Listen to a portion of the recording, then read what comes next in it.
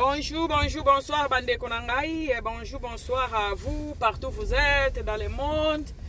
Voilà, je vais essayer de parler aujourd'hui avec vous concernant jalousie. La jalousie et les complexes. La jalousie et les complexes. Les complexes, ça vient d'où? La jalousie aussi, ça vient d'où dans notre communauté? Et qu'est-ce qu'il y a comme conséquence de la jalousie dans la communauté et conséquences aussi dans des complexes dans notre communauté.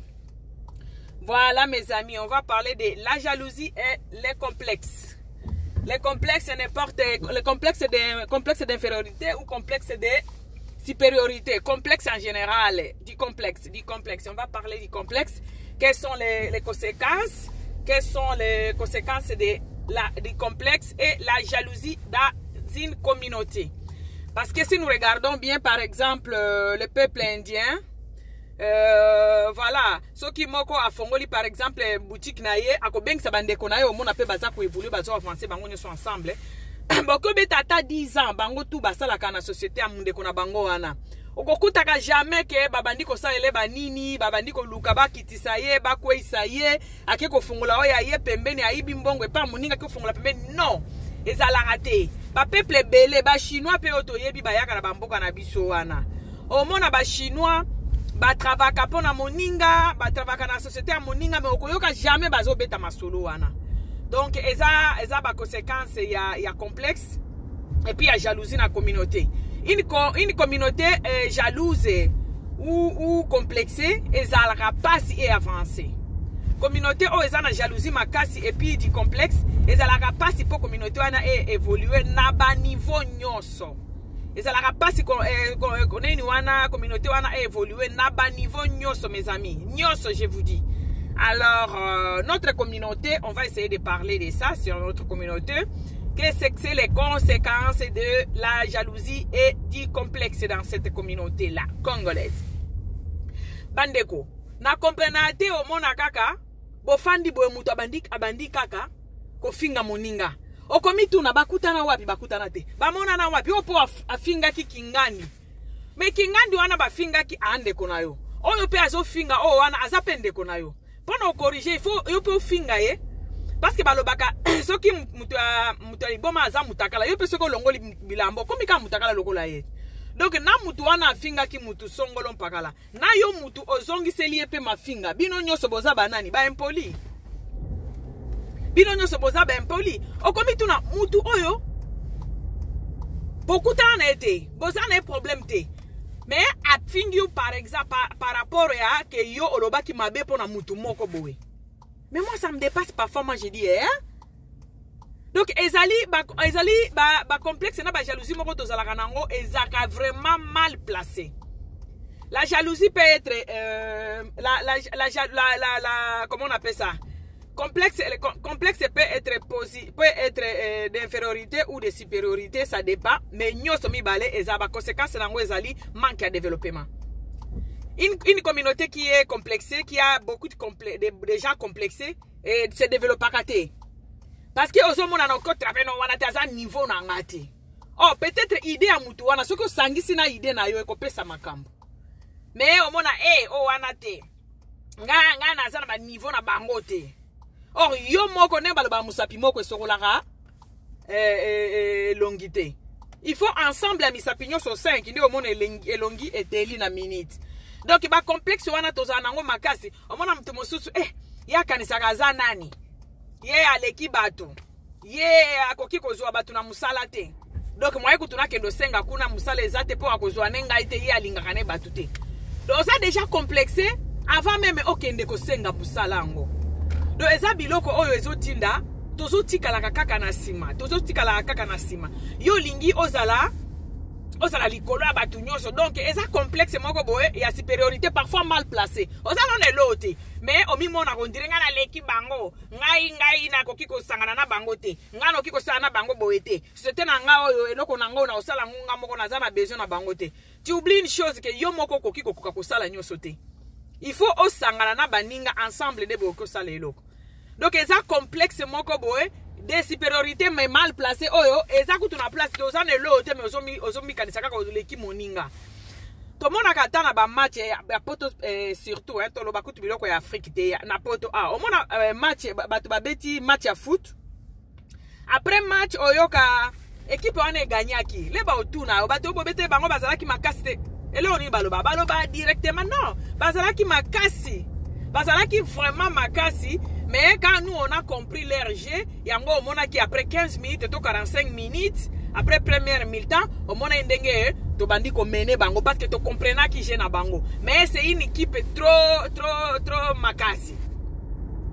Tout ça là bazolo bandenge wana pourquoi? Pona komeka ko lakisa batu ba supporter na bango na batu batala ki match ke biso toza na niveau moko be donc batu ya pamba bato ki ko beta na bango te. C'est que bango pe bazala ki batu ya makasi. Et loko ezanga biso yango wana omona par exemple ine na koloba na chronique parce que loko nazo sala na minito ezali ko panza sango omona mutu omona chroniqueur to chroniqueuse moko boy azo wangana ba chroniqueur mususu o wana zane lo ni yaza nani ngande boy na boy mais yo za boy na boy mais soki bati yo moko wana batu misusu bazate omoni te ke komi ezai suna sens te. Il faut battre misusu bazala po yo pe omona na ke ozali parmi batu wana siko eza lokola concurrence loyale. Ndi batu bakoyeba ko placer nani azana mais soko lobika ngai kaka ngana leki bango ngana za boye nga kutu ba wana te tel songolo mpaka kutu te azana niveau na ngate ozana niveau nini soki olakisi bokasi ya batu misusu wana nde kolakisa bokasi na yo soki ozo loba non en tout cas mututele asala musala na bien mututele aza bien omona siko batu bakolukelo place na kati ya batu wana parce que yo pe o reconnaître baninga musala na baninga mais to mona batu ebele ba journaliste to ba chroniqueur to ba bongo omona azo wanga na baninga ne ye wana kutunga na ebiete boye nga na ebiete siko yo zo se classer par rapport à quoi parce qu'il faut batu bazala oyo ko se classer na bangoti et puis il faut bazala makasi po yo omona na peke osala ki musala moko bongo mukala musala moko songolo mpakala voilà lingala pardon mais yo zo linga sikoyo batu mususu bazala te donc ezala kaka yo batu misusu basala bango elo te basala lokola ngai te ngai na yambaka soki banani nga na sala ka ndenge nini eza makambo ya ko yamba te eza makambo ya ko reconnaître baninga ba ko reconnaître pe yo donc ba complexe wana ekozala de supériorité to de infériorité complexe nyoso eza mabe parce que complexe etindaka batu ba évoluer te parce que bokozala bomoko te. Pour batu ba évoluer, il faut likambo complexe et longwa. Comme ça, vous travaillez ensemble pour faire avancer quelque chose. Yango mona kaba chinois koya lelo, azote kama bende lobby, eze sunga bende à côté na ba diama. Afongola ki maison na place moko boy. Au moins après 3 à 4 ans, chinois na ze sous place aza a combien na place 10. Ezalaka di ya quoi? Ezalaka di ya ko sangana na batu ko travailler ensemble.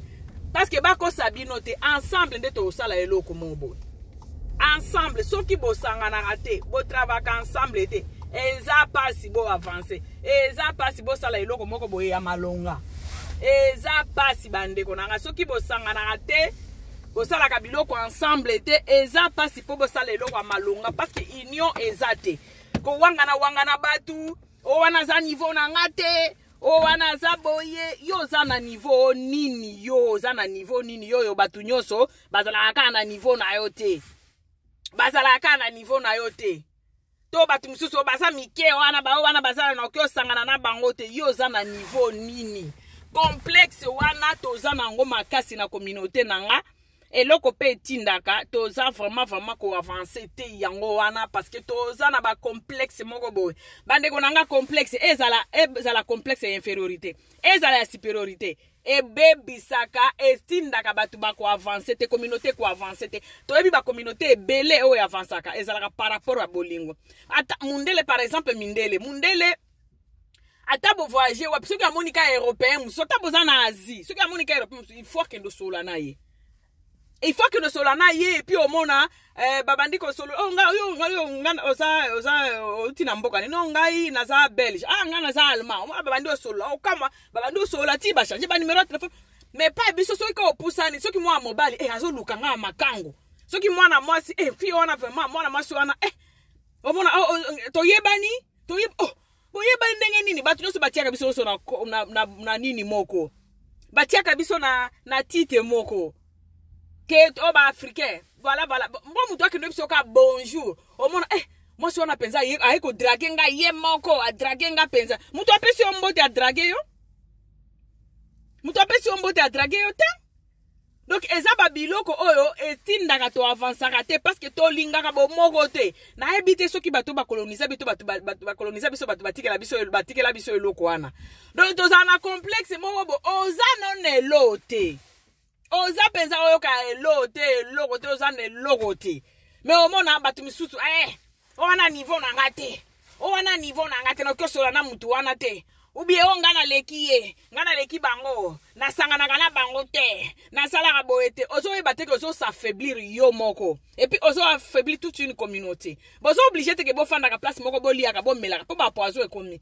mais ce qui oza na projet moko boé il faut travailler na batu pas ko travailler ngo moko te projet ba travailler kango mutu moko te ezalaka bo sangani 2 3 4 personnes au fongoli moi eloko poni oloki bande ko travailler na bango voilà po okoki ko sala projet moko te yo moko pe obandi yango yo moko pe osilisi yo moko sala ka yo moko moyo ko avancer zate mais soki ozo sangana na baninga bo sangisa mayele ba sengi te ke fo bo vanda ka bo kenda ko mela ko lia place moko non ko sangisa mayele bokutana ka tam na église na ebite so wapi bo téléphone naka bo solo la kana téléphone et puis opesa ni ba idée a ole to ko sala projet bo to ko sala lo bo to oza na société no moko bo wangaje pe bandeko na yo et tout ça otie bango na bozo sana bango mais biso siko mona okomi lokola chef na bango okomi ko ganga o mundele kutoka to lo ba mingi ba afrique bazala ka complexe ya mindele soki asali pa mundele azo sepela kutu ko leka ko sala pa ndeko nae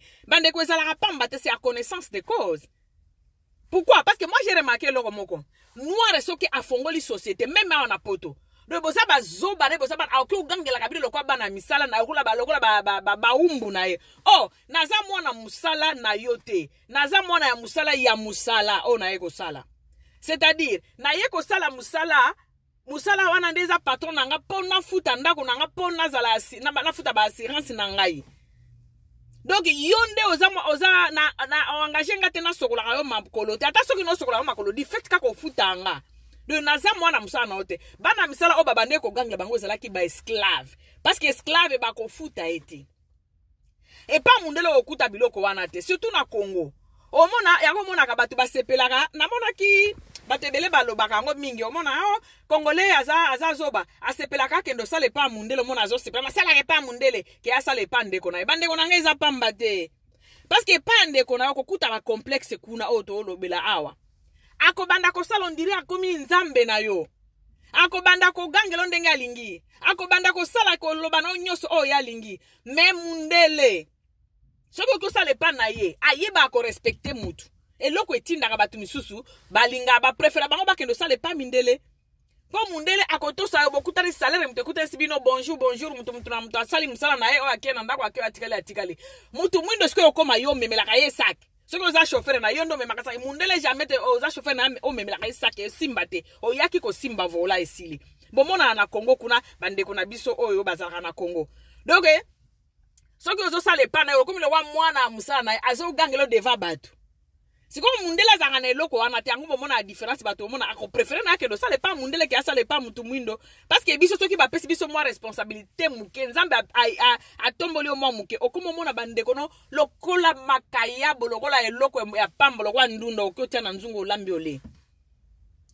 eloko wana nde babenga ka complexe donc comme na complexe moko na ko virer yo okomo virer bato na musala ka lokwa elo mobo contrat pesa raté toyoka ki papa molira zo ebisa soki ba garde corps ya Diego ya soki Diego pardon ya nini kombo nini papa Diego zoki nani wana député na biso eloko ute ko sala base dernièrement azo saba o mona na kokangisa be bako kolokota yo place bovanda kawana abandi ko finga mbala moko do complexe mo boy ozo me mona okiko sala muto eloko nyoso lingi okoki pe kotuna otuni ndeko nanga ezande nini ngana sala ki nazo baki bo yaka kasi place boy to kutana lukanga izwani mendengo za nimero nango bengeli ngai lu benganga lobi na moko bongo to sola likambo wana eloko papa molera lingaki asala yango wana metele mato zalaka mal éduqué complexé obandi ko gango bandi ko fingo bandi ko ebiso ko kangise et puis exactement na bato bazo bato na misala bazala bongo mona yo na ko longolo na musala yo bandi finga na ba mama na yo menga na ye ko sala musala po opesa nga salaire do toza na contrat auto signé na yo okoki ko finga ngate ya na sens te okoki ko finga ngate mais pas biso sale maka yango mona bato bakendo préférer ka kendo sale pas mundele ko sala eloko wana te. La majorité, on dit pas mindele nyoso, majorité a mindele bazara biloko wana te. Yango moni bato ebele ba préférera ça n'est pas mindele po pas ndeko na ki complexe ko banda wana. Akomo misa la chef, akomo misa na ebite soki eloko nini. Likambo ya complexe eza la infériorité, eza la supériorité etindaka communauté et avancaka te. Ngana osale pa na eti ye nani yo kaza po lo baboy asami lakisa.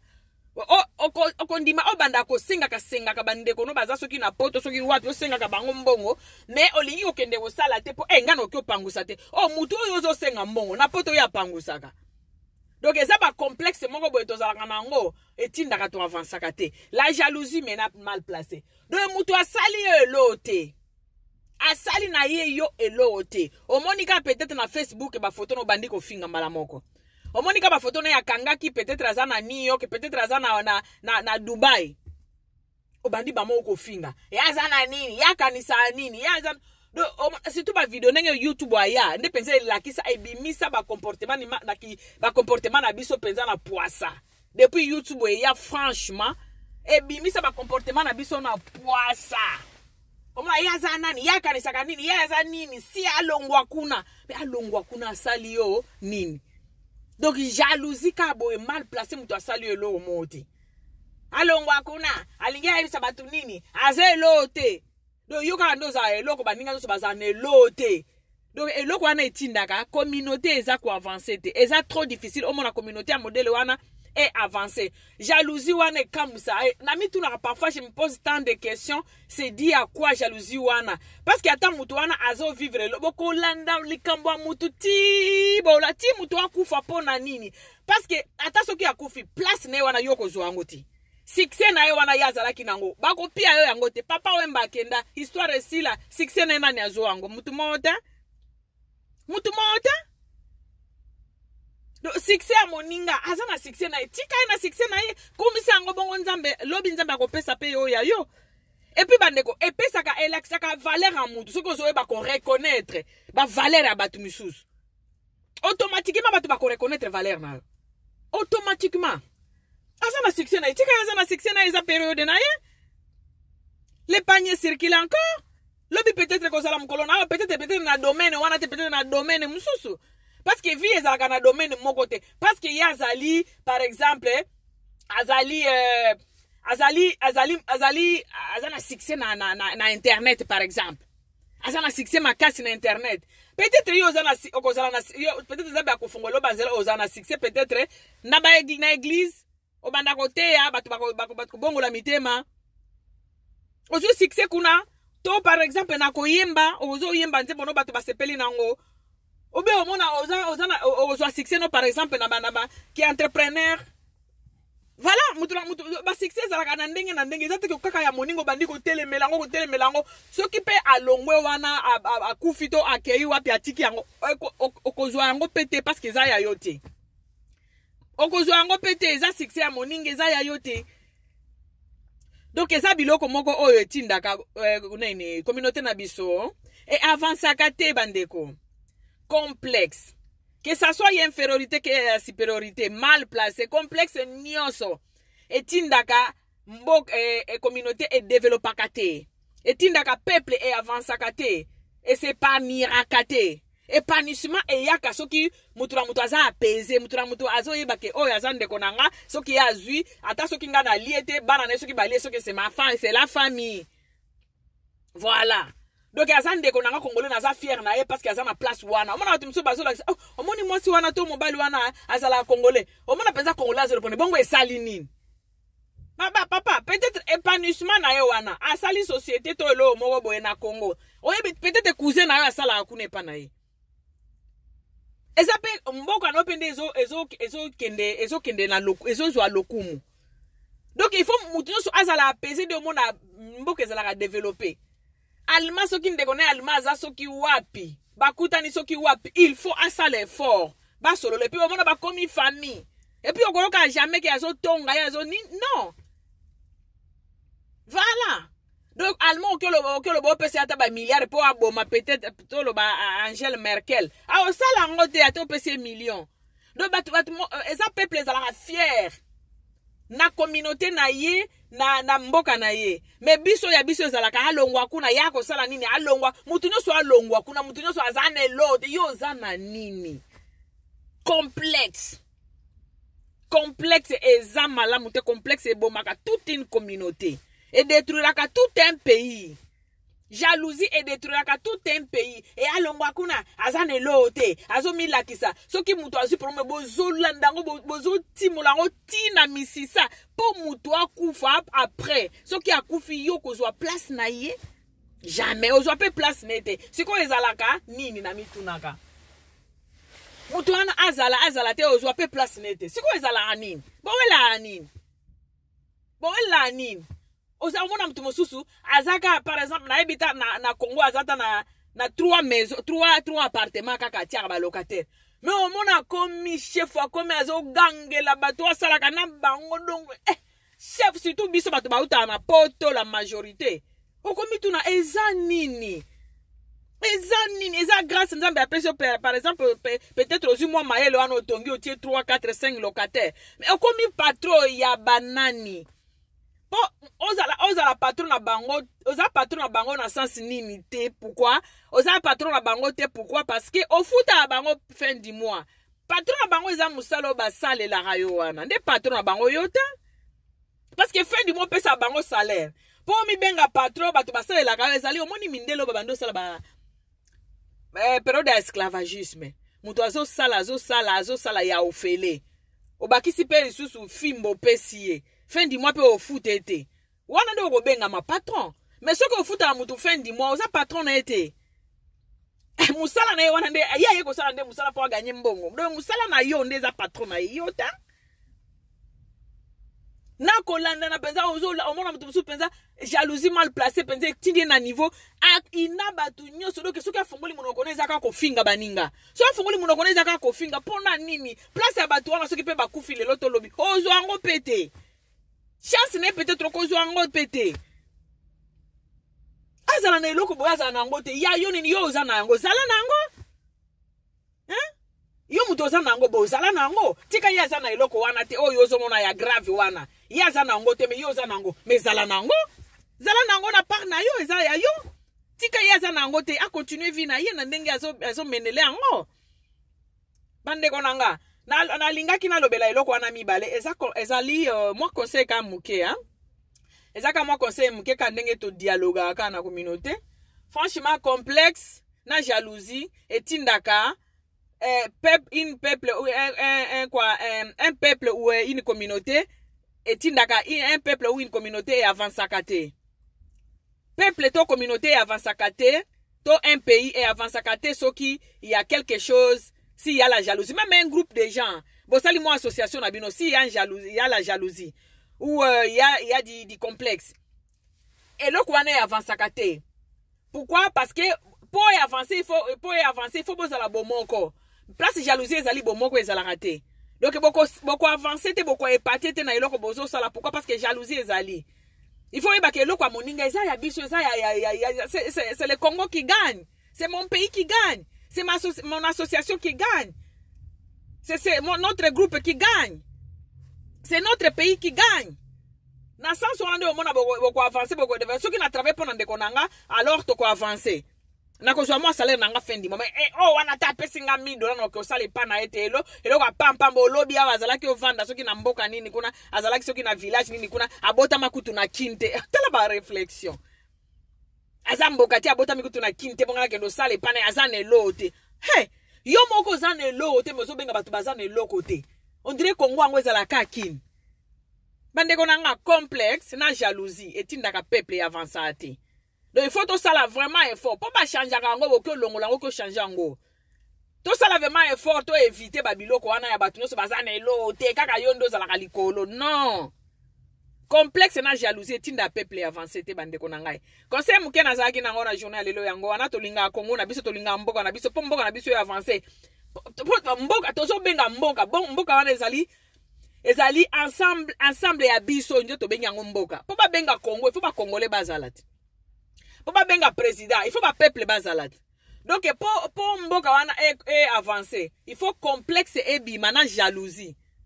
Et puis, complexe na jalousie wana pona oka batebele baloba ngo mingi Congo yo penza po ebonga Congolais mutema mabe mena yo na kati ndeko na ngai Congolais mutema mabe tolobaka ngo biso nyonso Congolais tala mutema mabe Congolais mutema mabe boye pona nini Congolais vraiment mutema mabe boye pona nini mais Congolais wana ozoloba mutema mabe wana po baloba ngo moni muto lakisi mutu musapi moko boye mibale moko o mususu 4 o etali yo le ozoloba yo soko tali bien o moni mi sato na o donc 4 mi sapetali yo zo ba moninga yo Congolais mutema mabe Congolais wana zana na za yo kaka ndeko na nga donc yo essayer ko changer na niveau na yo mutula muto essayer ko changer na niveau na ye o mona makambo ko avancer lero zo lakisa baninga musapi yo penza ba o wana penza mutema mabe Congolais mutema mabe Congolais wana po ezala Congolais fo ba Congolais bazala donc eza yo nanga biso neto essayer to changer mutu na niveau na ye na nini na ye na niveau no essaye de changer les choses na niveau na yo même ba non na ndako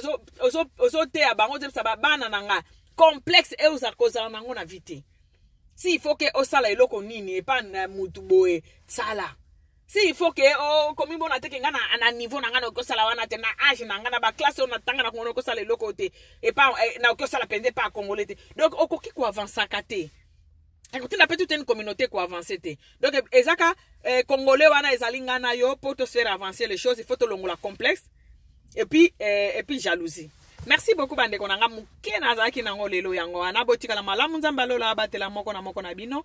Bye.